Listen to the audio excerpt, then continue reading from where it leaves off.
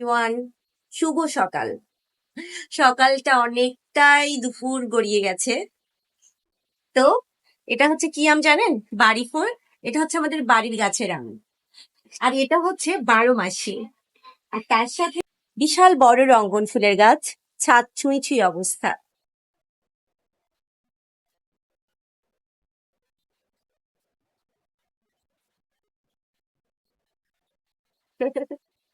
ফুল দিয়ে সাজতে আমার ভীষণ ভালো লাগে। ফিরি